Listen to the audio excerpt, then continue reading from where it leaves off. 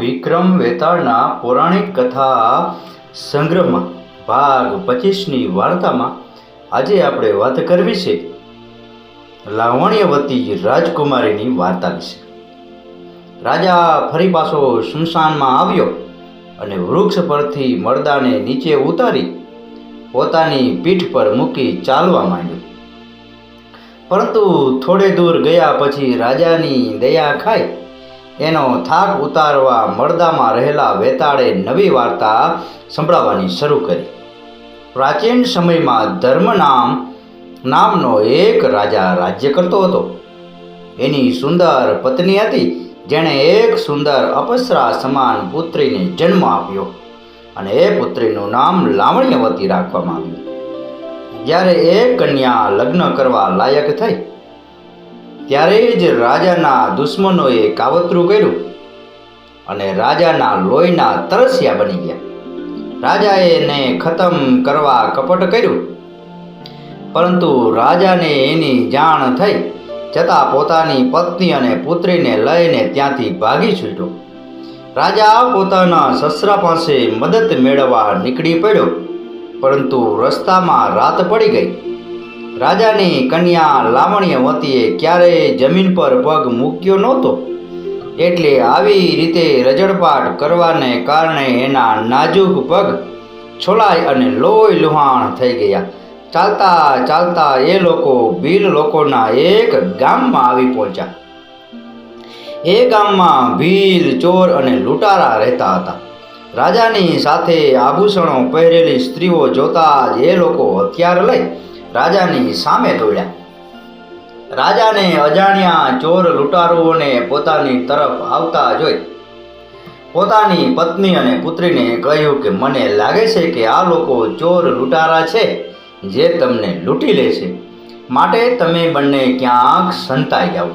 રાજાની રાણી પોતાની પુત્રીને લઈ અને એક જગ્યાએ સંતાઈ ગઈ અને એ જ સમયે લૂંટારા રાજા પાસે આવી ગયા અને લૂંટારા એક રાજાને જોઈ એને અજાણ્યો મુસાફર સમજી એના પર હથિયારો વડે હુમલો કરવા લાગ્યા।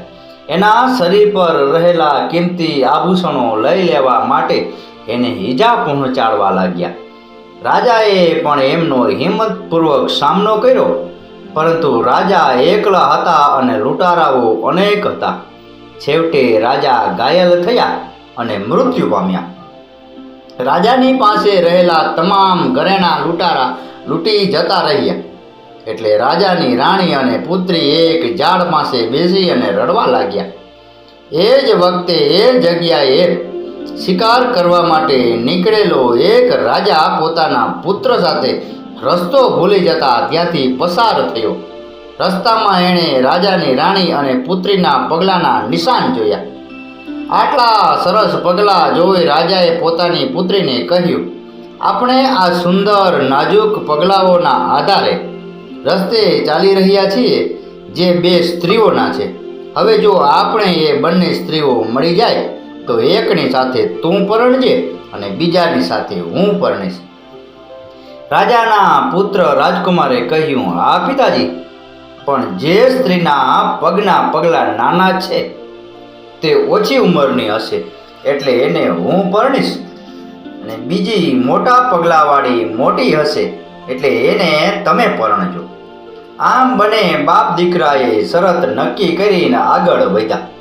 આગળ ચાલતા બંને એ રડતા માતા પુત્રી પાસે આવી પહોંચી ગયા। એમને જોતા જ પહેલાં તો એ માતા પુત્રી એમને પણ ચોર સમજી બેઠી, એટલે ગભરાઈ ગઈ, પરંતુ રાજાએ પોતાની ઓળખ આપી અને એમનો ભય દૂર કર્યો અને પોતાની સાથે મહેલે લઈ ગયો। ત્યાં ગયા પછી થોડા દિવસો તેમણે સારી રીતે પસાર કર્યા। એક દિવસ રાજાએ બંને માતા પુત્રીને લગ્ન કરવાનું કહ્યું। તે વખતે બંને પિતા પુત્રને તેમની શરત યાદ આવી। નાના પગલાંની નિશાનીવાળી સ્ત્રી રાણી હતી, કારણ કે એના પગ નાના હતા, એટલે એના લગ્ન રાજાએ પોતાના પુત્ર સાથે કર્યા, અને રાણીની પુત્રીના પગ મોટા હતા, એટલે રાજાએ પુત્રી સાથે લગ્ન કર્યા। આમ પગ નાના મોટા હોવાને કારણે પિતા પુત્રએ માતા અને પુત્રી સાથે લગ્ન કર્યા। જેના કારણે ચંદ્રાવતી રાણી પોતાની પુત્રીની જ વહુ બની ગઈ અને સમય જતાં બંને પુત્રને જન્મ આપ્યો.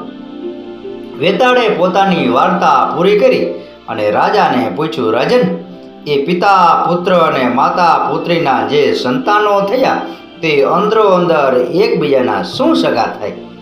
આ સવાલ સાંભળી રાજાએ ઘણા વિચારો કર્યા, પણ એનો જવાબ ન મળ્યો એટલે એ ચૂપચાપ આગળ વધતો રહ્યો. રાજાની પીઠ પર રહેલા વેતાળે વિચાર્યું કે રાજા મારા સવાલનો જવાબ જાણતો નથી, છતાં પ્રસન્ન છે અને ચાવચેતીપૂર્વક આગળ વધી રહ્યો છે. આ રાજા મહાપરાક્રમી છે, જે ભિક્ષુ મારી સાથે રમત રમી રહ્યો છે એ એટલાથી જ અટકશે નહીં, માટે મારે એ વિશે રાજાને સાચી વાત જણાવી દેવી જોઈએ, જેથી એ દુશ્મનને મળનારી સિદ્ધિ આ રાજાને મળે, જેથી ભવિષ્યમાં એનું કલ્યાણ થાય. આમ વિચારી વેતાળે રાજાને કહ્યું, રાજન, આવા ભયંકર નિર્જન સ્મશાનમાં વારંવાર તારે એમ મારા કારણે આવવું પડે છે. મારા ભાર ઉચકવો પડે છે. મારા કારણે તું ખૂબ જ કષ્ટ વેઠું છે, છતાં તારો નિર્ણય મક્કમ છે. તારામાં અખૂટ ધીરજ અને સહન શક્તિ છે, માટે હવે હું તને વધારે હેરાન કરવા માંગતો નથી. માટે તું આ સબને જરૂર ત્યાં પહોંચાડ.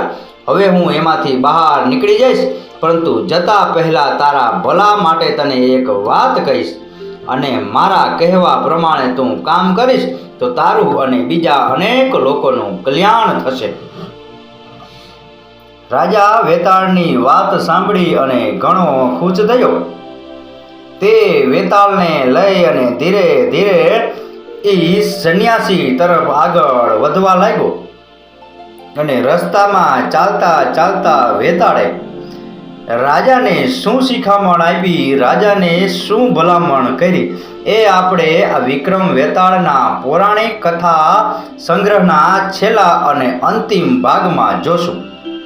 બાપુ, આ હતો વિક્રમ વેતાળના પૌરાણિક કથા સંગ્રહ ભાગ 25ની કથા, રાજકુમારીની વાર્તા વિશેનો પ્રસંગ.